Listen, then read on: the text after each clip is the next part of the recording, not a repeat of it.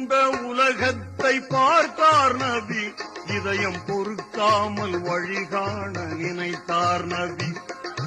இறைவாணி துணை என்று உழைத்தார் நபி, இன்ப இஸ்லாத்தை இகத்தோர்க்கு அளித்தார் நபி. இருளில் நிலவாக பிறந்தார், அதிகார மனத்திமுறை ஒழித்தார் நபி. வெறும் சதிகாரர் முகத்திரையை கிழித்தார் நபி.